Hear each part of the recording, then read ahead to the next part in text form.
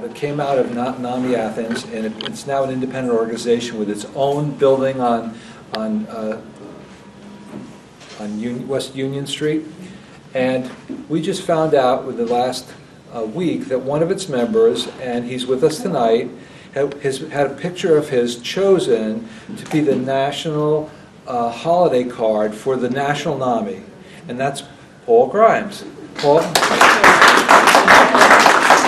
And Paul's image is going to appear in 32,000 holiday cards that NAMI National in Washington is going to distribute all around the country. And we are fortunate that Paul is here tonight, and he's one of our local guys, and that just tells you about NAMI Athens, about the photographic project, and the community here in Athens. So I thought that's really kind of special, and I know Paul's tickled pink too, as his dad. Congratulations. We also have a support group, which is a group that meets the first and third Thursdays of the month over in the mental hospital, and it's basically all family members, and if you're facing for the first time, or you have been facing a crisis with a loved one, and you want moral support and perhaps advice, or in dealing with the crisis you're dealing with, come to that, and we can be helpful. Second thing I wanted to mention is that finally I have to note that this talk and others in our series are co-sponsored by the Athens County Library and the Athens chapter of the National Alliance of Mental Illness, NAMI. And we want to thank the library and its events coordinator, Todd Bastine, for their support. Now I need to introduce our speaker.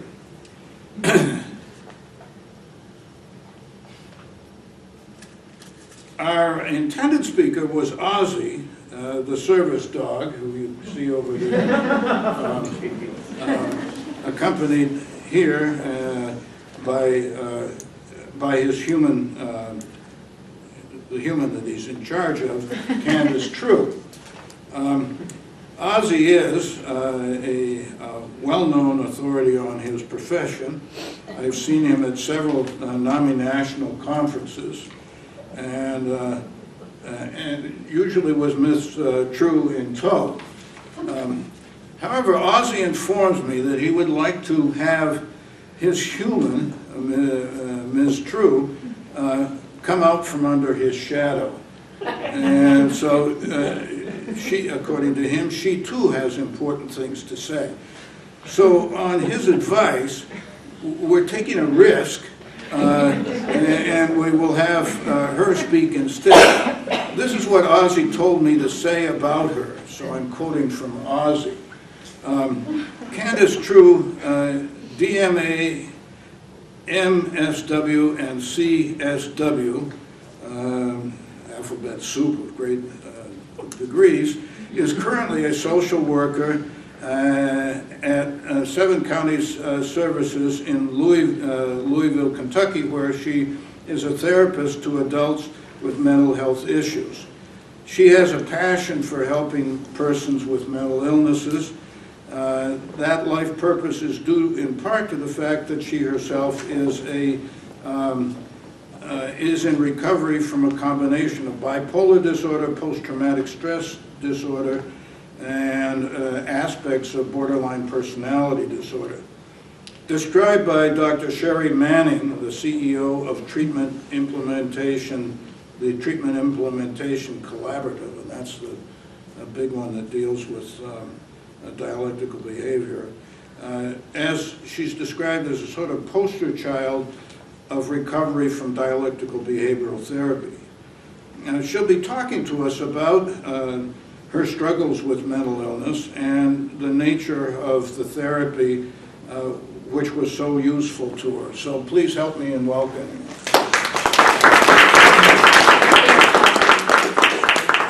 And thank you, Ozzy, for Thanks, Tom. Say thanks, Ozzy. Ozzy will entertain questions, though, he said at the end. Yes. Well, hang on. I want to tell you, who I am. I have a pretty good resume. I grew up in Louisville. I have normal family. I had two parents that were married, still are. They're aging now, but take care of them. One sister. We both graduated from high school. I went on and went to college, got a Bachelor of Music, Master of Music, went to Cincinnati, worked on my Doctorate of Music, joined the Army, made rank really fast, made E6 within 4 years, which is kind of unheard of, but that's a staff sergeant. So in the Army, I did the job of 7 people, and they loved me until I got depressed. And then I left the Army. I got married in the Army, went to Georgia and then in South Carolina to live. And I went up for a lesson at the university, walked away with an assistantship, and got my doctorate in music. And then my marriage started to fall apart. I got real depressed. In August of 2005, August 3rd was I had a total hysterectomy.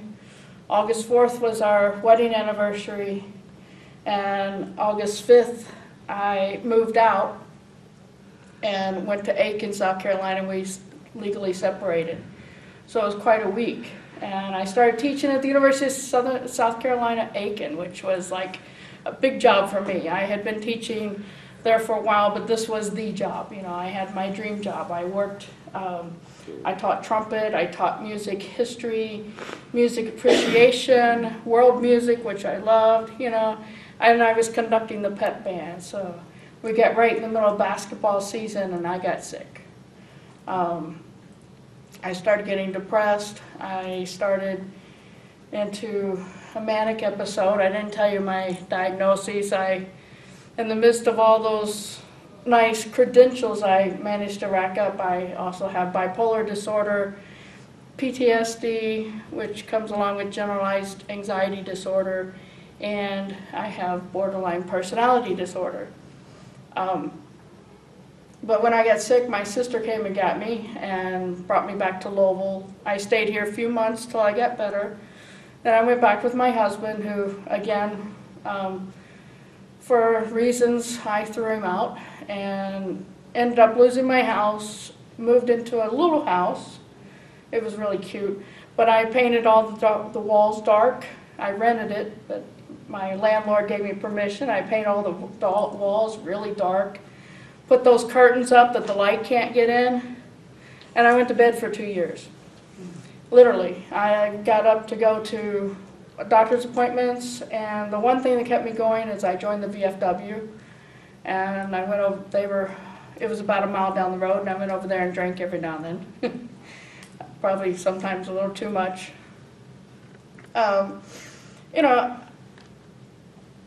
At that point, I started into treatment. I was at the VA. I'd been diagnosed in '99 in the Army with dysthymia, which is low-grade depression. But it wasn't until that real deep depression that they said, okay, this is major depression. I got on some, really, what I call the heavier, I was on mood stabilizers, and, I still am, and I'm on antidepressants, that's the word I'm looking for. From there I started in treatment at the VA though, and I had a therapist that helped me along. She got me into DBT skills, which I learned the skills, my introduction to them. I went through her program 3 times. I knew all the names of the skills, didn't know how to use them, and so I kept getting sick because I didn't use them. I could say, hey, I can distract, but I didn't know what I was doing, so I stayed depressed. Then, trying to think where I am. Sorry, I'm on cold medicine if you don't know. And it does strange things to the mind. So I eventually, I was working at the VA. That's one thing that therapist helped me do. She helped me get back into work. It really helped because I would have never been able to do and be where I am without her. Her office was down the hall from mine. So, you know, every time I panicked and every time I said I can't do this, I went down to her office and she said, yes, you can. And I kept working. And eventually, though, she left. And when she left, my world fell apart because she was the only thing that kept me alive. You know, she saved my life when I said I was going to kill myself, and when I tried, she got me to the hospital and put me away where I needed to be in the hospital, and I would recover, get out, and then I would play that role again. You know, I started into the poor me, I'm sick, help me, I need you to save me, and she would. And then, but when she left, I fell apart. I said, well, she's leaving for good reasons, it's great for her, and I put on this facade that I was fine. NAMI conference was coming up, I think it was, I can't remember which one it was, but went to the NAMI conference, and when I came back, I just completely lost it, because then I had nothing to look forward to. And I went into the hospital, I knew I was going to hurt myself, so I said something, and I got in the hospital. This is a different one, it wasn't actually the VA hospital, and I couldn't stay very long because I didn't have anybody to take care of Ozzy, so it was his fault. I got out of the hospital and I went into this partial program. And in that partial program, there were a lot of people that had borderline personality disorder, and they were trying to get other people to take care of them, and they were afraid of being abandoned. And I just looked at them and I said, you guys are immature. And, you know, I didn't know I didn't realize that's the way I had been acting, and I had been feeling what they were feeling. That the biggest thing was for me was just this sense that everything was, if one person left my life, I was going to be totally abandoned and not able to function and not worth anything. My worth was based on other people's thoughts of me, you know, and if they paid attention to me, then I was the happiest thing. And if they didn't pay attention to me, then I was going to do everything in my power to make sure that they knew I was miserable. And that's called manipulation. But I didn't know I was doing it. These people didn't know they were doing it. But one day I said to there was a nurse there that I can't remember her name. I wish someday it'll pop in my head. I've been trying for a couple of years to remember her name now. But I said to one of the younger people at the table, you know, in group, I said, you know, you got to have hope. And she looked at me and she said, Candy, do you have hope? Oh man, I had to think about that one. And I finally said, yeah. And that day was kind of the change of my life, that I realized I have hope for me, that it has to come from me, that nobody else could do it for me. And then she hooked me up with Sherry Manning. And Sherry is the treatment collaborative that she owns is a company that they go into like hospitals, they go into different programs, and they help them implement DBT programs. Could you say what dialectical behavioral Dialectical behavioral therapy. She started me into dialectical behavior therapy, and basically dialectics means that two things can happen at the same time. So I can be sick and have a sore throat and be talking to you at the same time. So it's that simple. It's just that two things can happen. You can have sadness and you can be functioning. And that's what dialectics, you know, you can be using your skills and you can be totally functional although you have an illness. And so to learn to live every day using these skills and be productive and be happy and be self-sufficient is one of the things that I really try to involved myself in. Tom and I were at dinner, and he was telling me about some people that he's, looked up to, and some very people that he thought were very wonderful consumers and peers, and that they've had relapses and things. And I didn't tell him, but I just recently went through a relapse. I call it a setback. But I had a little manic episode, and it was really hard because I was still working. I ended up taking a week off. I thought I was going to have to take a lot more off, but I'm trying to get myself back together. And this has just been in the past 6 weeks. It started with spending. I didn't spend more than I'm kind of suffering now, but I like the things I have, but I was getting a little bit too much. And just obsessing about things. My manic seems to come out where I obsess about things. I see something that I want, and I just chew on it until I have to have it, and I usually end up getting it. Well, I ended up Amazon, those little clicks in the middle of the night. I ended up like, those Roomba vacuums? I ended up with 2 of them, which is really nice because now I don't have to vacuum. I have one upstairs and one downstairs. But I left them in the box because there was too much anxiety about sending them back. So I left them in the box, and I left them sitting there. And when I finally opened them up, it was too late to return them. So now I'm stuck with them, right? So lots of little things like that. I have this, there's a website called Geek, or an app called Geek, and you get on there and you get things for $2 or $3. Well, now I have this huge box full of stuff that in the middle of the night, it's like, oh, that'd be cool to have one of those. It'd be cool to have one of those. What do I do with it? So, and you can't return that stuff. So anyway, that was my little manic episode. But knowledge is power. And when I started realizing, hey, something's going on, I started having dizzy spells like I did back when I lost my job at the university.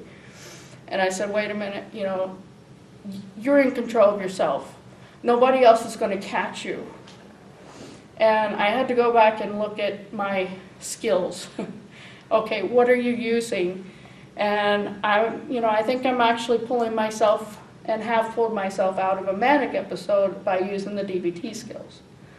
In the meantime, I've done a lot of self-reflection, and Tom said, well, she has aspects of characteristics of DBT, or borderline personality. Well, I will now say I have borderline personality disorder. I wanted to go over some of the things with you because it took me a while to realize, hey, these are things that you've had for a long time. And people always say, okay, how does it manifest? Well, borderline manifest, I think, different in everybody. But for me, these frantic efforts to be, avoid being abandoned. I thought people were abandoning me, like my therapist, to cling on to somebody. When she left, it was the best thing that happened to me. And the one thing I did with Sherry, I could have attached to her the same way. She probably wouldn't have let me. She'd have thrown me out. But the one thing I did say is I'm never getting attached to somebody that way again. To the point where I totally my life depends on the fact that they're there. And that was hard. It's, I feel vulnerable, and I'll admit that, but yeah, I had that one really, I still have that, and I have to fight that, and I use my skills, and I'll get to those in a minute. Pattern, unstable relationships. So I said, no way, I didn't have this. Well, my husband and I were on and off again so many times because we get so close, and then I push him away, and then we get so close, and I push him away, and that happened. I'm surprised he eventually married me, but then the pushing away eventually was his fault. It wasn't mine. So, distorted self-image. Coming up here today, I can tell is still, a problem, but I have to use my skills. Does everybody else see me the way I see me? Like I hate the way my voice sounds. You might not. And something helped me the other day. I was listening to Today's Show, And, you know, everybody has those thoughts. The lady on the Today Show said, I hate the sound of my voice. I'm like, wait a minute, you're on Today Show. I love the sound of your voice. I listen to you every day. And she says, I hate the sound of my voice. And I hate, you know, watching myself because I don't like the way I look on TV. It's like, okay, you know, my personality disorder, my mental illness, I should say, exaggerates things. Those are normal things. But for me, it was huge. Those little things are huge that are normal to other people. It's hard for me to realize that everybody has things about themselves they don't like. And I'll tend to, you know, I have a bite on the back of my neck, and I thought, oh, you're going to be coming up and saying, oh, you got a bite on the back of your neck. You know, that's how distorted it gets. And that's why it becomes functionally a problem. Impulsive behavior, well, I just explained that one. Spending sprees, substance abuse, I went through that. Probably more self-medicating. Now, he's got a scratching disorder. You know, the binge eating, spending. Now, the reason that I denied that I had borderline personality disorder, because I always heard the therapist hated to treat people with borderline personality disorders, probably because they get so attached and try not to be abandoned and manipulate. But also because I always heard that if you self-harm, you immediately get diagnosed with borderline personality disorder. Well, you have to meet 5 of these criteria. It doesn't mean that just because somebody self-harms. And that means cutting, burning, even overeating, you know, things that you do. The self-harm comes from that sense of, how do I describe it? It's a pain inside that just won't go away. And for a lot of people, when they self-harm, it gives them either a physical wound to take care of, or it also releases endorphins. And those are the same things you get when you exercise, or when you feel really good, you're feeling endorphins in your brain. But anybody who self-harmed, and I used to scrape my skin. And so I immediately got the diagnosis. And I thought, well, that's the only part of the diagnosis I have. Well, I'm starting to realize that they were right, and if I'd pay attention to a little bit more of this, I wouldn't have, you know, I could come out of this relapse. This is just recent. The suicidal, of course, I've, you know, attempted several times. I'm really glad I survived. It's off the table now. It took me a long time to take that thought off the table.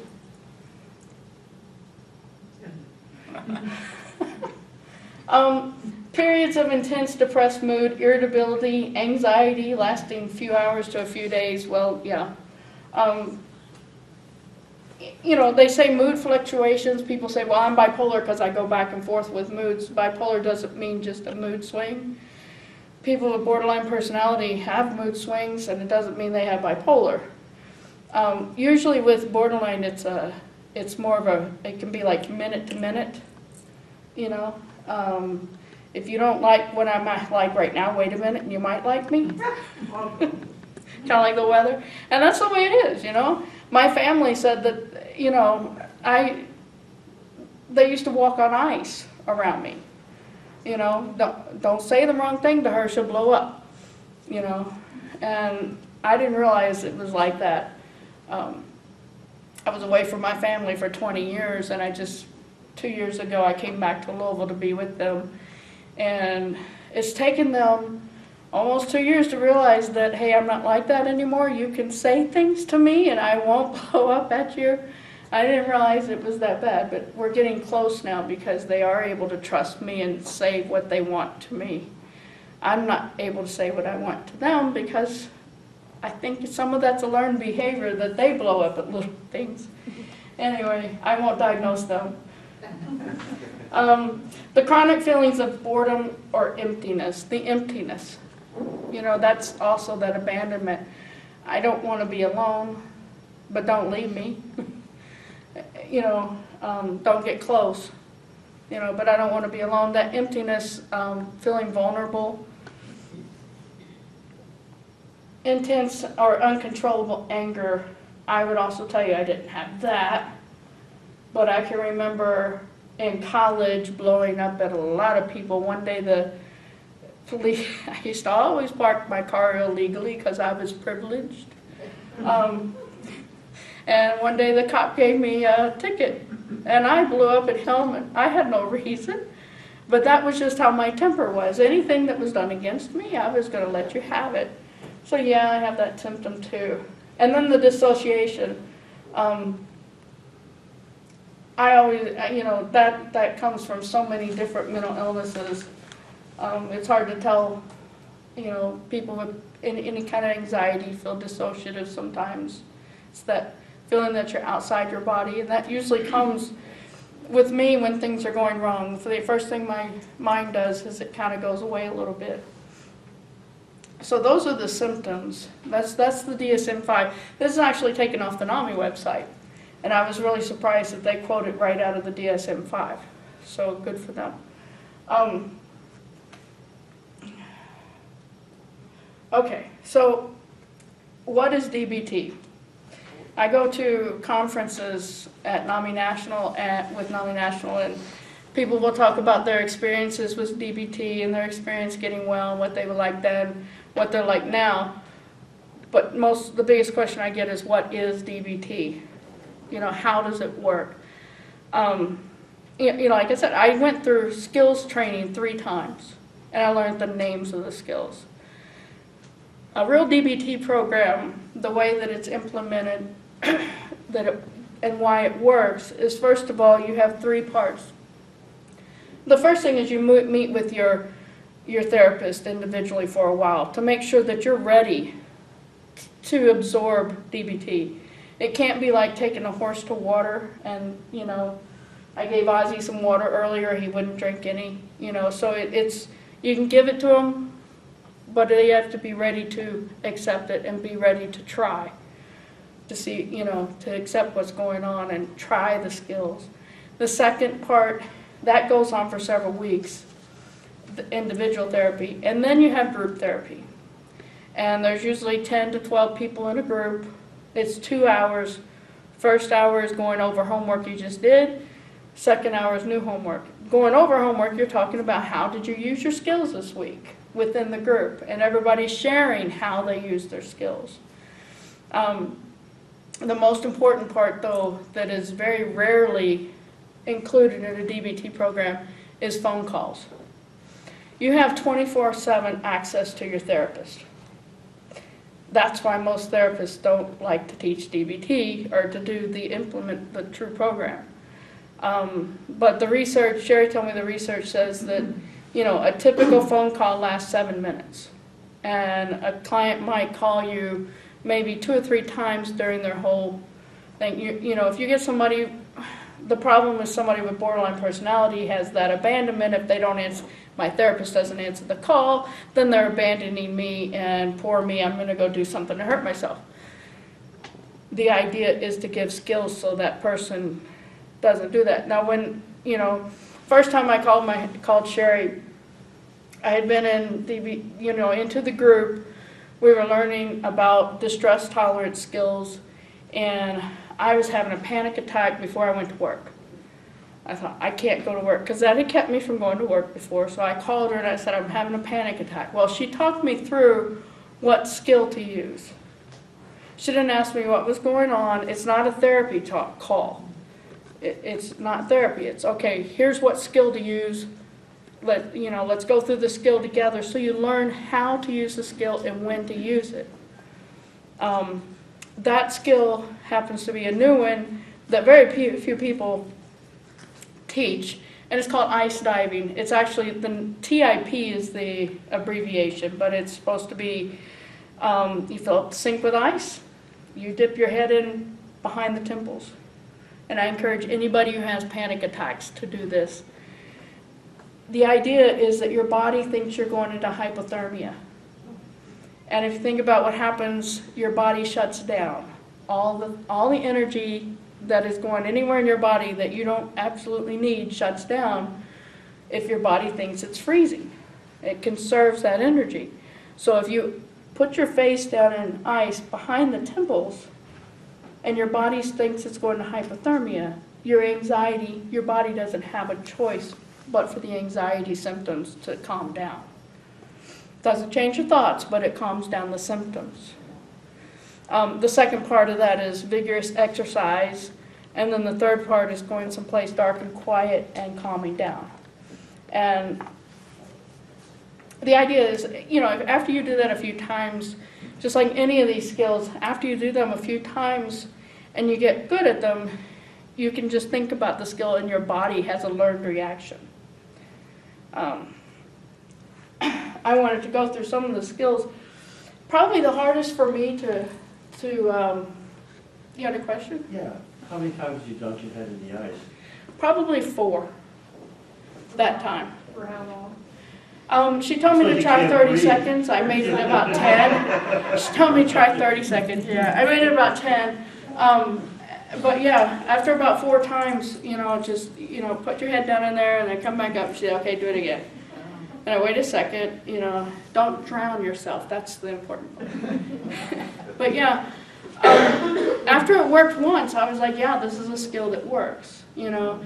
And it worked now when I have a client come in who's having a panic attack. I keep ice packs in the freezer, and I will have them put ice packs here, and that works. Even putting an ice pack on the arm, you know, if somebody is dissociating, putting an ice pack on the arm or something. The ice tends to have, the coldness tends to have something to, you know. Focus on that spot. Yeah, yeah. I heard someone say once that they have a rubber band that snaps that. Is Yeah. that the same kind of thing, or? No, not the ice diving. No, the ice diving is a physiological response, and that's what's different about it. It's using totally physics. Not that I had a physics class. Oh, music, they don't teach physics. Let's see, where was I? Probably the hardest thing for me to learn was mindfulness, but the part of mindfulness is called non-judgmental. Mindfulness means staying in the moment. You know, right now I'm here and I'm giving this to you all, and the only thing that's distracted me is him scratching. But other than that, I'm totally in the moment. I'm not thinking about 30,000 other things. And it's really hard to get to the point where you can do that. Especially if you're upset about things or you have something big going on, to try to come into the moment. Mindfulness isn't meditation. And some people think, you know, well, I can't do mindfulness because it's meditation. You know, there's mindfulness of the breath, just paying attention to your breathing. The one that I like the most, is describing. You observe something, like if I'm going to observe this room, you know, I can experience it, then I can describe the room, or I can observe the room, I can describe it. I can say, okay, there's a clock on the wall, it's got a silver round, there's a big wood panel up here, the wood has little streaks in it, there's lines in it.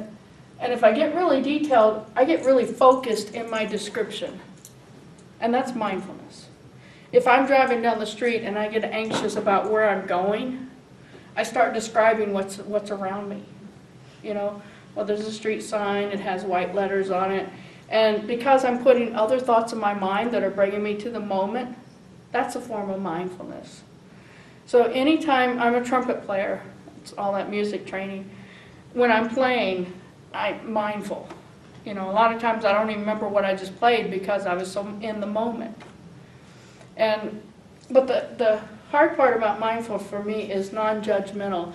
I know where I got that from now because my father's voice lives in my head. He makes fun of everything. You know, there is nothing that doesn't deserve a comment from him. And talk about a learned behavior. So I grew up judging everything. And the neat thing, or the interesting thing about judgments is they have emotions attached. If I say, I really don't like that window, that's not a judgment, that's my opinion. But if I say, it's stupid that they have a, that's a stupid brick wall, that's a judgment and it has an emotion attached. Even if I say, that's really nice brick wall, it still has an emotion attached. Now if I say there's a brick pole, it has dark bricks and light bricks and red bricks, and it has, the concrete going, I'm describing that factually. Facts do not have emotions attached. For someone with borderline personality or any illness, or anybody, I think we should teach this like in grade school. When we get emotionally dysregulated, and that's the big thing with DBT, is regulating the emotions. So when we get emotionally dysregulated, it's usually because of the things that we're judging around us. If we can just stop and think of the facts of what are going on, and I have to do that a lot. If I start finding myself agitated, or even with my father, if I can factually state, okay, he is making judgments about people. That's a fact. That takes my emotion out of, judging him. Like I said, my perception of myself, my perception of my voice. To factually state what I look like, to factually state what the room looks like. There's no judgments in that. So that brings down anxiety. It can help with depression. Brings you into the moment. So that was a really hard one for me to learn. Now, we call this wise mind thing. And this is another way to regulate emotions. We're born with emotions. Babies cry. All they know is emotions. As we grow up, we learn logic. So when we're in emotion mind, and we're all out there, well, we know the thoughts that we think. Everybody has emotions. And if your emotions are dysregulated, to use logic to bring you back to what we call wise mind. So as we're in wise mind, we have equal amount of emotions and equal amount of logic. We were talking in one of my groups about grief, and somebody was just completely grief-struck. We had actually had somebody in the group die. And so we were talking about our grief. And in order to help with the intense grief, now you're not going to take away the emotion, but to bring back to wise mind, they were making statements logically. She lived a good life. She did this for us. We learned this from her. Even, death is natural. She was ill. Those kinds of things. And to help bring back to wise mind. And that's probably one of the more intense things I've done with wise mind.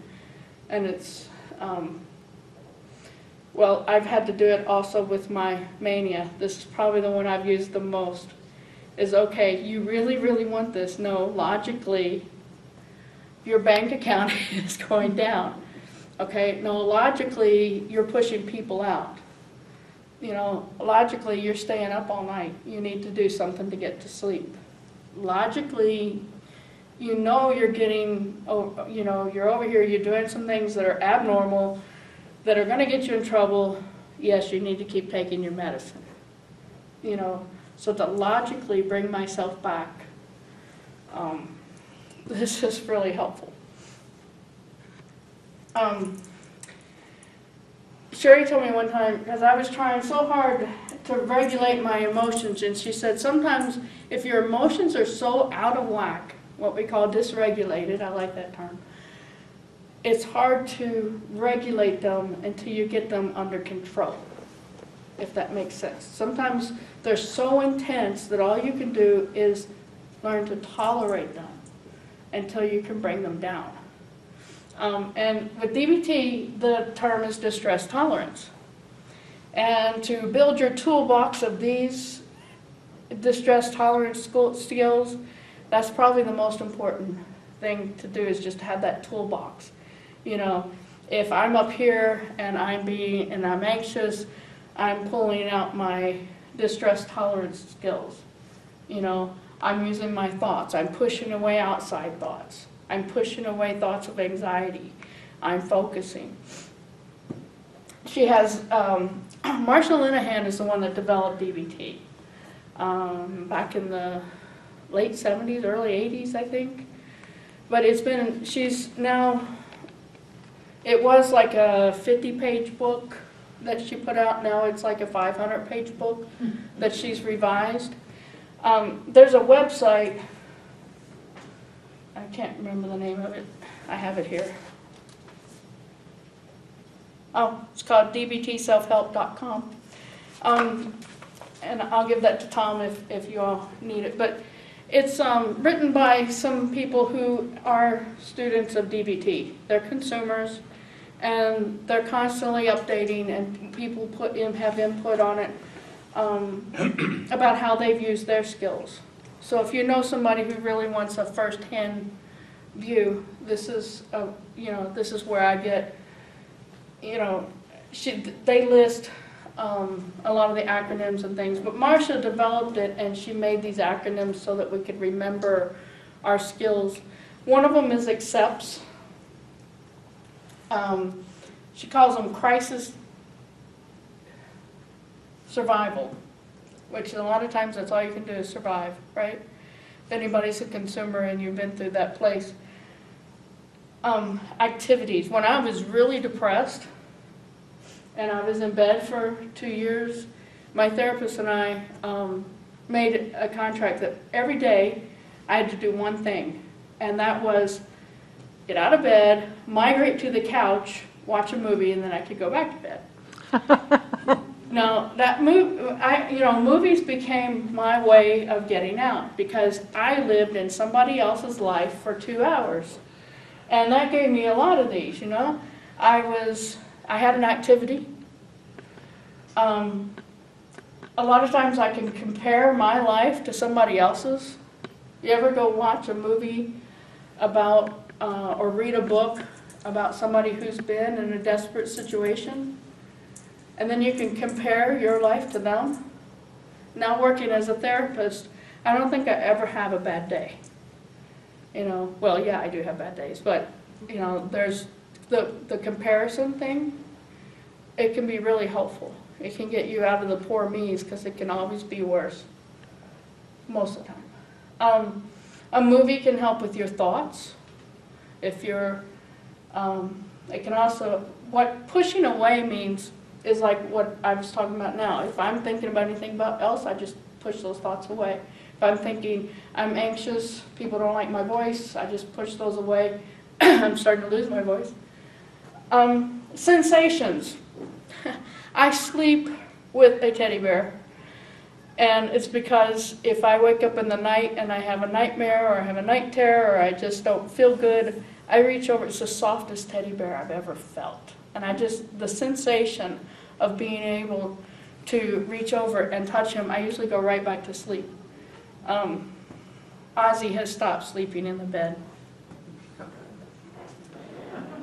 Kind of good, because he snores really loud.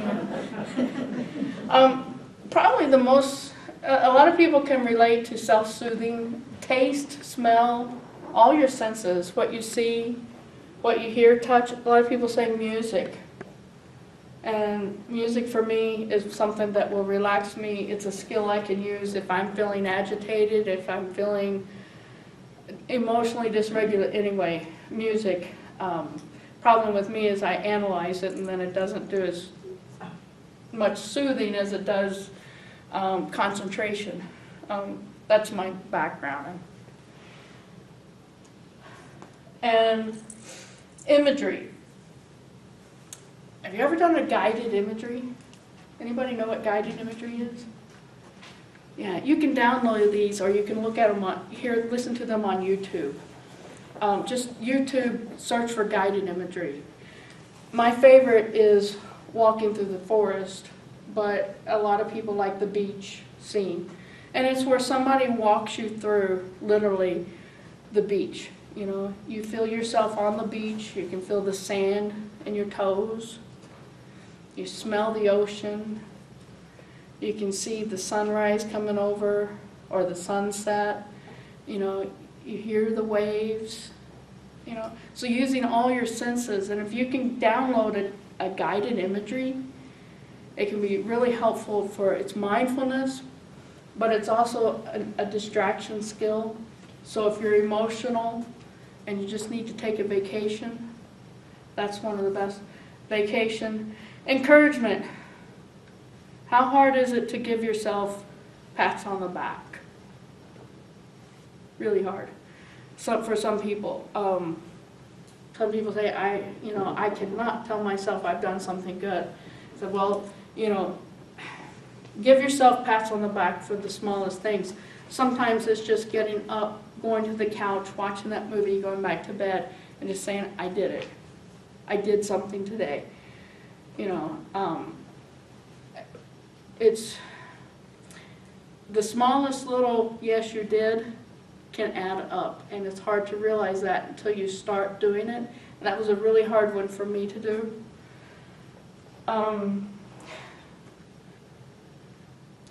Willingness. There's this term willingness as opposed to willfulness. Willingness means when you take that horse to water and it actually is willing to drink. That's willingness. One has to be willing to try the skills. One has to be willing to be ready to regulate emotions and be functional. You know, willing to admit that you have an illness before you can receive the treatment. You know, willfulness I always describe as like a mule. A mule is willful. You know what a mule does when you try to pull it? It sits down. It's really hard to move a mule. I've had that experience. Grew up on a small farm. We didn't have a mule very long. Turning your mind and deflecting. I like the thought of she uses the term Teflon mind. And if you can think of all these thoughts coming towards you, you know how you sit at night and you lay in bed and you think about, I have to do this, have to do that, and then you start thinking, why did I do this? Why did I say that? And all the negative stuff starts going through your mind, and that's why you can't go to sleep. You know, to use a Teflon mind and just let that stuff bounce off. Don't let it sink in. And then turn the mind. Turn the mind to something more positive. There's a video I show. This guy talks about, you know, thinking about the positive things that happen during the day. And if you can't, you know, little things like, you know, driving down the street and seeing a dog stick his head out the window, that was a good thing. You know, just being thankful for that. Taking the small things for, you know, well, they don't matter, they do matter. And the hardest part, another hard one that I had to come around with, like I've now admitted that I have borderline personality disorder, is radical acceptance. Just accepting that things are, it is what it is. Sometimes you just can't change things. And if you keep trying to change things that can't be changed, you're just hitting yourself, hitting the wall with your head, and it's just going to keep hurting. You know, the serenity prayer is becoming, I see it, you know, in people's lives every day. You know, the serenity to accept the things you cannot change. The courage to change the things you can. And the biggest one, though, is the wisdom to know the difference. If you try to change things that you can't change, it's just going to hurt you. You know, and there are some things that need to be changed that you have to have the courage to change. And that's, you know, it's a tough thing to swallow, but, you know, knowing the difference, you know, gives us courage to go on and happiness. Okay, I think that's, oh. Then we go to emotion regulation. One of the emotion regulation I think I've already talked mostly about, but the biggest thing for me was learning what emotions are easy to feel anger, real easy. There are 9 emotions. Anybody know what they are? Joy, surprise, guilt, shame, sadness, jealousy, and anger. Fear, did I say them all? Every other emotion can kind of fit into those categories, and to learn that I'm not just angry all the time. Anger was easy in my household growing up. You know, you were either angry or happy. Dad was angry, we all had to be happy. So learning that you can feel other emotions, you know, I'm not angry, I'm hurt. I'm not angry, I'm afraid. I'm not angry, I'm actually jealous. You know, I'm not angry, I'm feeling fear, or I'm feeling guilt. To figure out what those other emotions are, then I can deal with them.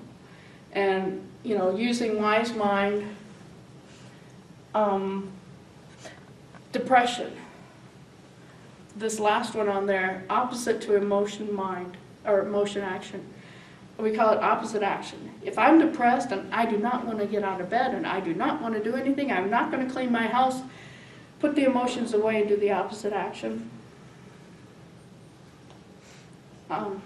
Easy said, but hard to do, but it's okay. If you ever feel like not going somewhere, but when you get there you have a lot of fun, that's what opposite action is.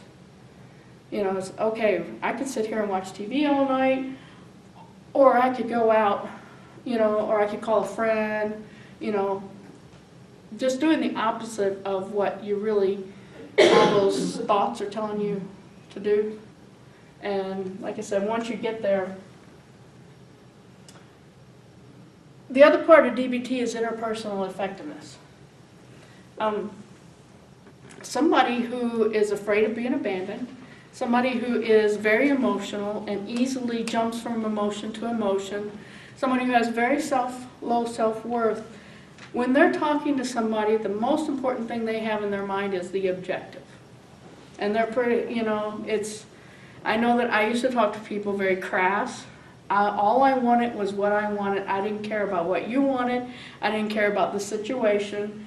And you know, and then I knew how to manipulate people.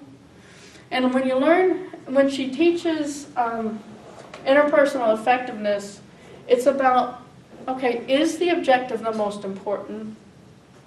Or when you're talking to somebody, is the relationship the most important?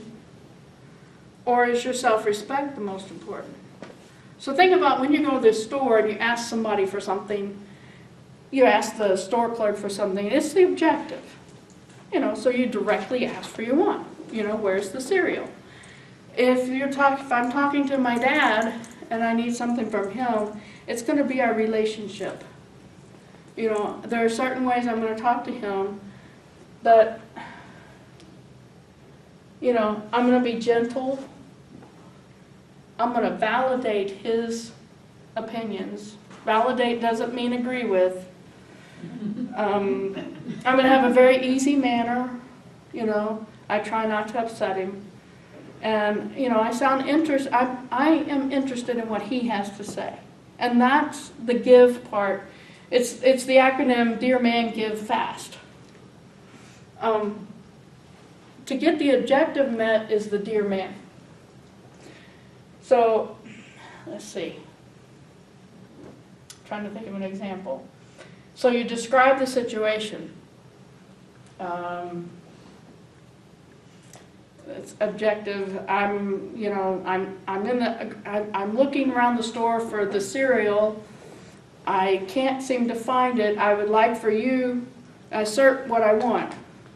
I want you to show me where it is. That's a very direct ask. And this is a very simple example. If you show me where it is, I'll be able to buy the cereal from you. So I give them, I tell them what's in it for them. You know, I'm very mindful of what I'm saying, and I appear confident. Where's the cereal? You know, look somebody in the eye and ask them for what you want. That's how you get your objective met. And don't, you know, when my borderline personality, you know, especially when I told you about my therapist I could talk this way with her and get what I wanted. And if I had just said what I wanted, we would have had a better therapeutic relationship. I would have been healthier, but I didn't know how to do that. And, you know, when you're dysregulated, you know, to be able to confidently look at somebody and say, this is what I want, it's hard to do. And be prepared to negotiate. Well, if you don't have that cereal, what cereal do you have? You know, or if you can't give me that much, you know, how about we split the difference or something? You know, just like you're negotiating for a car, anything you get. For somebody who's emotionally dysregulated, that's hard to do. And so to learn the dear man skills. And the last one is the fast is if your self-respect is most important. Sometimes when you're talking to somebody, it's important for me to walk out of this knowing that I asked, even if they said no. You know, so I stick to my values. I'm truthful. I don't apologize for asking. You know, and I'm fair. I don't ask for things that I know I can say no.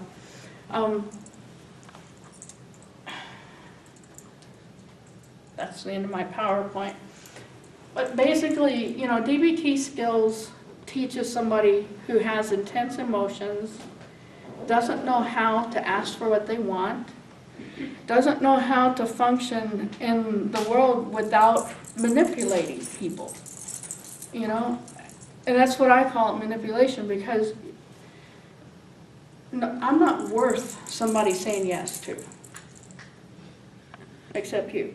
I'm not worth you know, that's what I thought. I wasn't worth somebody saying yes to. I wasn't worth being able to walk up to you and ask you a direct question. You weren't going to give me the time of day, you know, unless if somebody left my life, it was my fault. You're going to get the backside now. He likes you, he likes butt rubs. You all have such an intense relationship anyway, you know. I don't know where you talk to him. So, anyway, my recovery's been a long journey, and I'm still on it. And like I say, I have ups and downs. Recovery is not that way. Recovery goes this way. You know, for somebody with emotion regulation, you know, most people, their emotions are like this. Nobody has good days all the time. They're up and down. Problem is, dysregulation means your emotions are like this. You know, it doesn't mean good day, bad day. It doesn't mean, well, you know, I had a bad day at work today or something. It doesn't mean I got up on the wrong side of the bed. It means, you know, really intense emotions that are cause functional problems, you know, that you can't just get up and go to work because you're gonna, you don't know how to talk to people. Okay, so I'll open it up for questions. That's all I have. How does the dog fit in? How does Ozzy fit in? Well, part of my problem is anxiety disorder. He's my dog now. Well, now he's got the person behind you. He's getting he's getting his butt rubs. And you see how Ozzy lightens up the room? When I first started going back to work, my biggest fear was social anxiety. So if I went up to somebody and they came up to me and I had to talk to them, I could always say, Ozzy, go see. And you learned that earlier. Ozzy, go see. And he goes and sees the person sees the attitude, the body language changes, and then I can talk to that person much easier. It made my job easier. The whole atmosphere where I worked was a lot easier with Ozzy there. He also has the command behind, where with PTSD, I'm very, very aware of people behind me. So if I'm walking, I'm going to say, Ozzy, hey, behind. Standing in line, he'll come and I say behind, he comes and sits behind me. Nobody can stand behind me in line now, unless they stand on the dog, which he will let them know. You know, sometimes people get close, they back up, and I'll have him stand in front of me. So I use him that way. Walking down the street, he'll walk behind me and hit the back of my legs so that I know there's nobody behind me.